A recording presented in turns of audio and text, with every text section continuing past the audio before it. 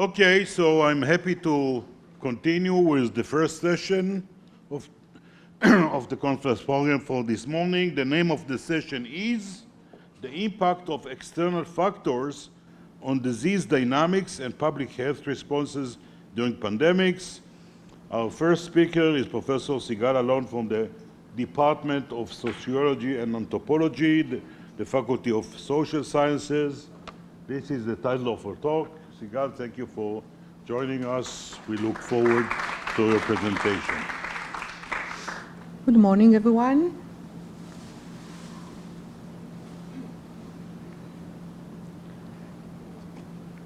One of the most significant challenges we're facing today as a society is the loss of job to AI.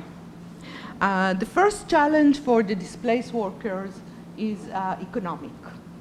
And this could be relatively, can be solved by providing those displaced workers with universal basic income that will, the money will come, of course, from the wealth and the abundance created by artificial intelligence.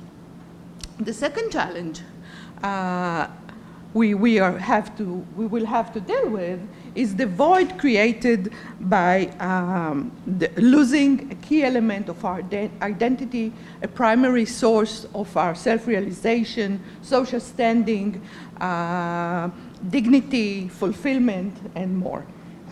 And the question is, can money replace this part? This is a long-standing dilemma of whether a financial fix, whether unemployment benefits or universal basic income can replace the central role of work in our life, in our identity, and so forth. These questions was actually raised during the COVID pandemic because due to the massive layoffs, many governments implemented unemployment benefit, extended and generous unemployment benefits. Immediately, the business community and politicians said that this money will prevent people from seeking work. They will stay home and won't work, and they said that it encouraged them to not work, and as a result, this creates labor shortages. But even when economies started to open and the pandemic was almost things of the past, and unemployment benefits already ended, the demand for workers exceeded supply. And this was the period of the Great Resignation, when many people resigned their jobs and eventually they found new ones. And this period started in 2021 and lasted until 2023. So commentators, journalists said that the labor market remains a puzzle. What do workers want? That was the question. And this is the questions that I'm going to focus on today.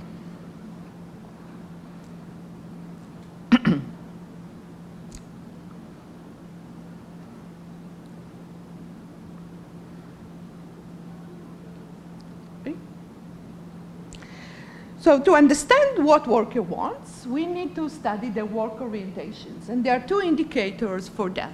The first is work centrality. And think about how you would respond to the statement, I would like to have a paid job, even if I didn't need the money. I'll collect your response later on. And the second element is job satisfaction, which is the obvious, how satisfied are you with your job. The challenge in measuring work orientation is that work orientation changes are typically very slow, very gradual. These are really big ships, they're moving very slowly. So, and measurements are typically decades apart. So we are not, our measurement is not sensitive enough to changes if there are changes between the two decades. However, disasters serve as catalysts for revealing the core values that shape a society. Disasters expose people to extreme chaos and volatility, leading to anxiety, which in turn causes profound shifts in attitudes. Hence, disaster provide us a magnifying glass to study work orientation. So what is a disaster? Disaster is defined as a conjunction of historical conditions and social definition of physical harm and social disruption at a community or higher level of analysis. And the definition of disaster encompassed several aspects. And looking at all these aspects, it is clear that the COVID pandemic, when we compare it to a typical natural disaster like a hurricane or earthquake, the COVID disaster was a severe disaster. The scale of the disaster that occurred during the pandemic is much larger than any other singular event of earthquake or something like that. So it was a multidimensional, global, and all-encompassing disaster. Then it presents, for me as a scholar, an opportunity to study things that we typically cannot be studied. And this is also because the world of work was one of the most severely system by the pandemic.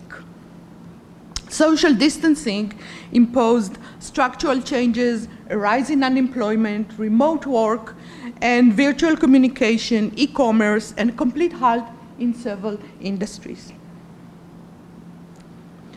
And this confluence of macro-level changes also shaped the immediate work context for the individual.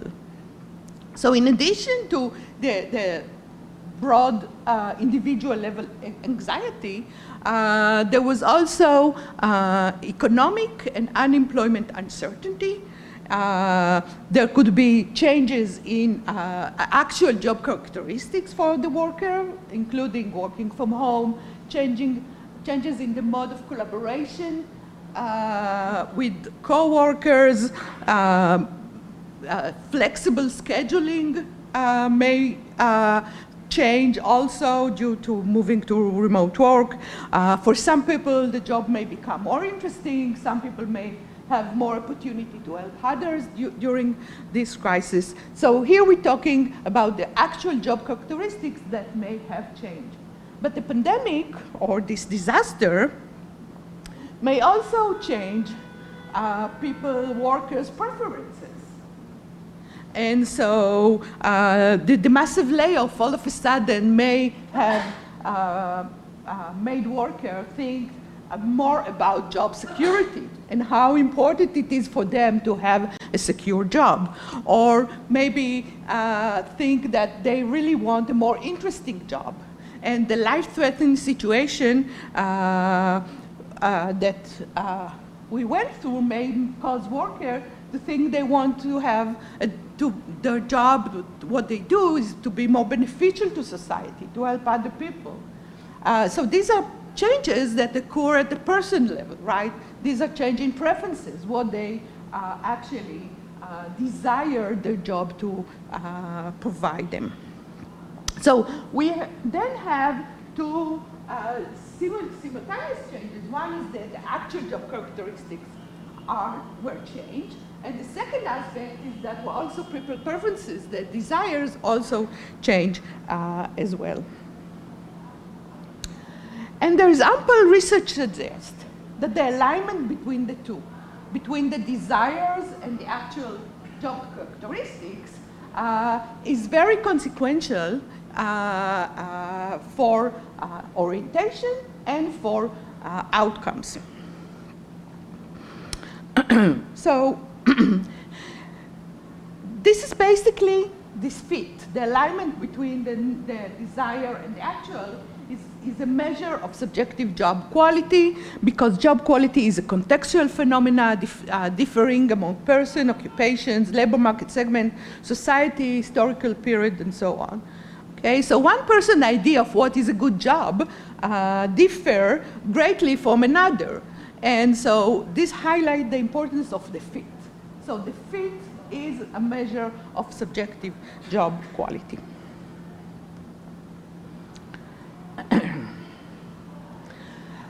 The concept of subjective job quality takes into account variations between workers. Because work during the pandemic varied by industry, by occupation, and by personal circumstances. So while I worked at home, in my comfortable home office, safe from the exposure to the virus, and excited about my new research project about the future of work, other workers, bus drivers, supermarket cashiers, lab workers, doctors, likely had a different experience. Likewise, parents with young children at home had a different experience determined. So the variation in subjective job quality, okay, you see how subjective it is. The variation in subjective job quality is important for understanding work orientation. So in this study, I developed a conceptual framework for understanding the structural roots of work centrality and job satisfaction. And as a scholar of inequality and stratification, I'm mostly interested about the variation. So there are two types of variation that are really important, I think, for understanding work orientation. The first is temporal variation, and this is the variation by period, by time, by the macro context that occurred during the pandemic. And the second variation is positional variation, which is the variation by subjective job quality. What is our job quality will define how we perceive work centrality and job satisfaction. And the key element is the intersection or the interplay between those two effects, the effect of the macro context and the micro context. So the question is, was the orientations of worker with different level of subjective job quality equally effective by the pandemic?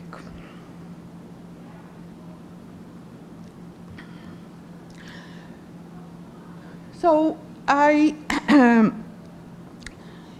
used data from 4 surveys. One was conducted in 2016. It is the work orientation module of the International Social Survey Program.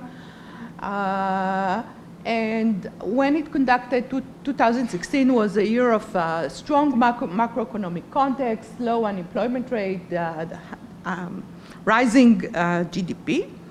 And so it served as a really good benchmark for the surveys that I conducted during the pandemic in 2020, 21, and 23. Also, I borrowed for the COVID era surveys, I borrowed questions from the 2016 survey. So basically, I have snapshots, 4 snapshots of work orientations and other things, of course, of workers. 1 is before the pandemic, and 3 during various stages of the pandemic. So what was the situation during the pandemic when I collected data? So this was the orange lines here are when the surveys were conducted. This is death rates or number of daily deaths from COVID-19. This is the period when unemployment benefit, extended unemployment benefit was in place. And this is the number of unemployed persons. So when the first survey was conducted in 2020, this was at the height of the pandemic. It was September, October 2020. Israel then led the global charts in terms of mortality. There was a strict lockdown, if you still remember that. Unemployment rate was 20%, and 44% of the workers work from home. The 2021 survey was conducted between the Delta and the Omicron variants. At that time, death rate was low. Israel was #1 in the world in terms of vaccination rate. And the labor market resumed full activity. There were no restrictions on mobility. Of course, we didn't know that another wave is coming. So the false perception was that the pandemic is over. The last survey was conducted in 2023 when actually the pandemic was over, and unemployment rate returned to the pre-pandemic level. And this served as a good opportunity to assess the lasting effect of the pandemic on the labor market.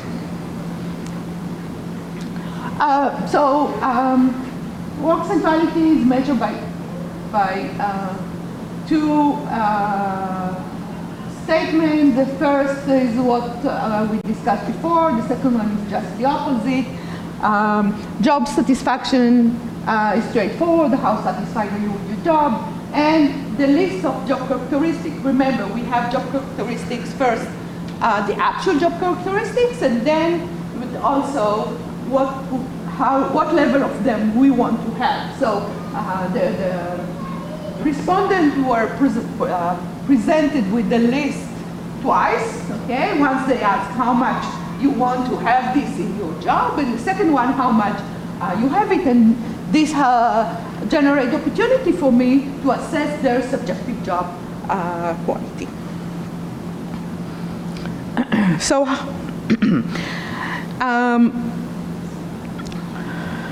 So how do we measure subjective job quality? On the x-axis, we have the actual job characteristics, the desired job characteristics on the y-axis.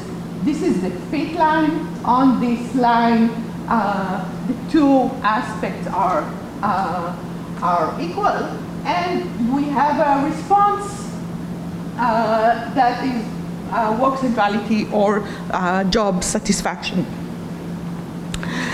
The most conventional way to assess such a relationship between three variables is fitting a polynomial regression model. This is the most accurate conceptualization. It's based on the research surface methodology developed by Box and Wilson in 1951. And from this result, we can create a three-dimensional response surface plot.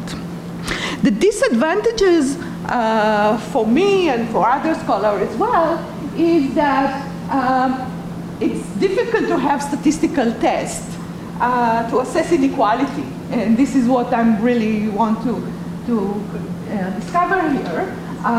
So this is differences by subjective job quality. So I want to have statistical tests whether people in good jobs and bad jobs differ in their work orientation, but also variation by time.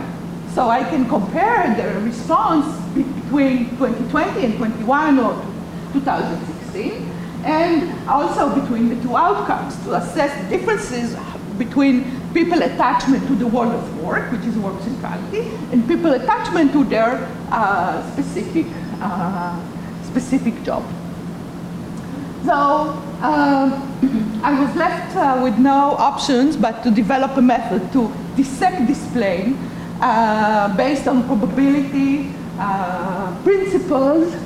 I won't have time to go over all of what I've done. I just say that if you remember, this is the fit line, and so I created a fit region. This is one standard deviation towards here. So it's one standard deviation from the fit line, and the prediction of the person job fit theory suggests that this group, people with high needs and high level of supply, so all their needs are supplied, will have the highest level of whatever, work centrality or subjective job quality. We should see somewhat a declining or gradual decline towards here. And we have two sections of mismatch. This is efficiency, people who get less than what they want, and guess what? The prediction is that their job satisfaction and work centrality will be low. And these are people who get more than what they want, and also the expectation is also they will have less than people who job supply exactly what they want. I just want to call your attention to the distribution here, because you can see that there are very few people here in Axis, right? I mean, it's not really a feasible situation. This categorical analysis that I'm going to do, I implemented a simple OLS regression with categorical variable, but this analysis allowed me to ignore this state and also these fits at the lower level because they don't have enough population in them. Of course, everything is included in the model, but in terms of presentation, I'm going to show you the result. I'm going to show you the surface plot for everything, but the results of the analysis only for the fit and the deficiency categories. Okay.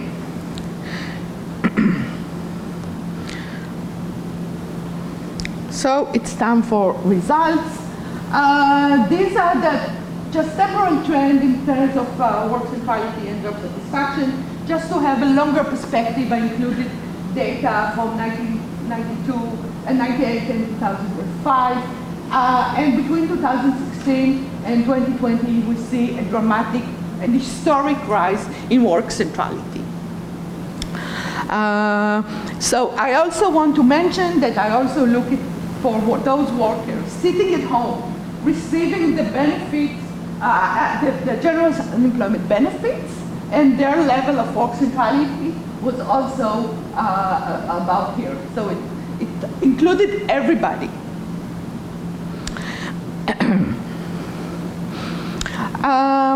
There was some decline in 2021. This is the period of the Great Resignation. We'll get to it, but still, by 2023, the level of work centrality was still much higher than 2016. So this is the lasting or enduring effect of the pandemic. The job satisfaction, what we see here, job satisfaction in 2016 was higher than what happened in 21. We see, starting from the pandemic, a gradual decline in job satisfaction. This is the period of the Great Resignation, which was lowest, and then it rose afterwards by 2023. So this is the surface plot for work centrality, and it fits the predictions of the fit theory. So here are people with high level of needs and high level of supplies, and we see that they have the highest level of work centrality. These people are in deficiency, and you can see they're already in the blue. This is the scale of the response. So we see the drop into both sides, but also the drop here. So this actually fits the prediction of this fits the prediction of the theory. Now let's see what happened in 2020. Work centrality rose for everyone, okay? It rose for everyone across the board. It rose for people in bad jobs. It rose for people in bad jobs. And basically, there were no differences in between the group. We can see this here. So in 2016, we see the people in good jobs. This is the red line here. It's pretty high. Work centrality was higher, significantly higher than everybody else. Okay, by 2020, we see consolidation. We see a consensus about the importance of work in our life. There was some decline in 2021, but again, in 2023, this is again the Great Resignation, which is a very volatile period, and we see again that this consensus is much larger, even in 2023, compared to 2016. So what happened to job satisfaction? First, we see that this surface is much more colorful than for work centrality. This means that there is more variation in terms of job satisfaction. Okay? But again, even this fits the prediction of the fit theory.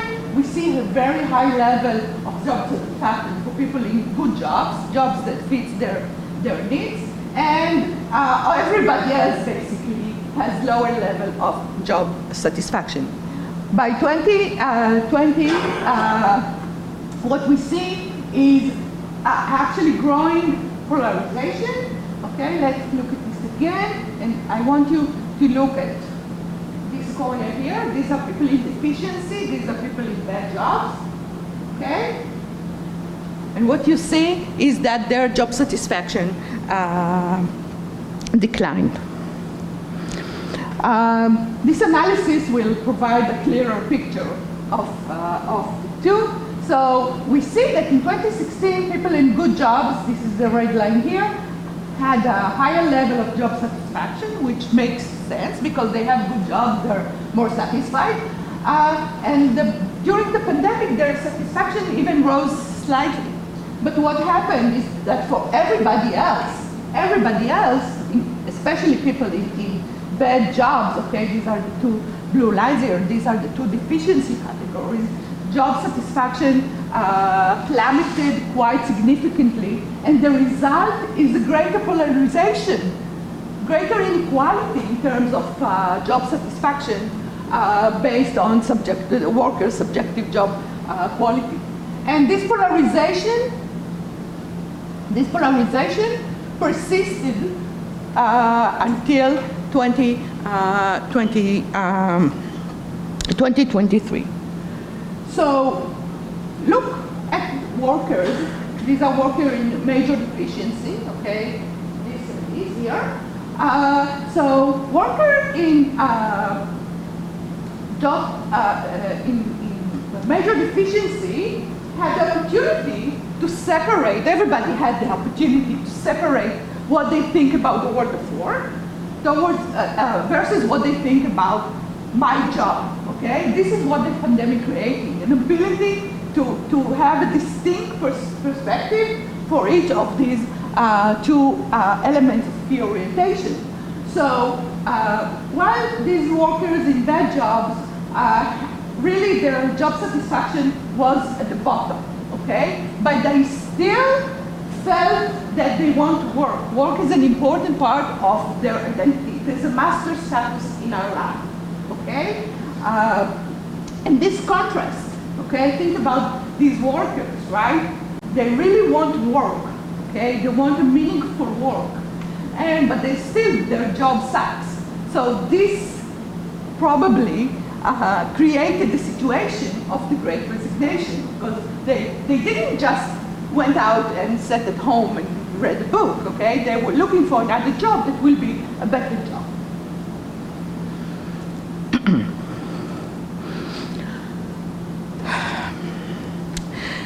So this finding clarifies the acute challenge for us as a society in the post-work AI regime, which may be the next disaster that we'll have to deal with.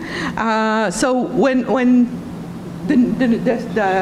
having a full-time stable job will not be the norm, what are we going to do? How are we going to deal with this situation? So losing a job creates a hole in our life. And the question is, what will replace this hole? What will provide us, what will define our identity? What will signify our self-standing, our interests? What are we going to do? How are we going to help others? And so on. So these are some of the issues that we need to consider as a society as soon as possible, because the future is already here. Thank you.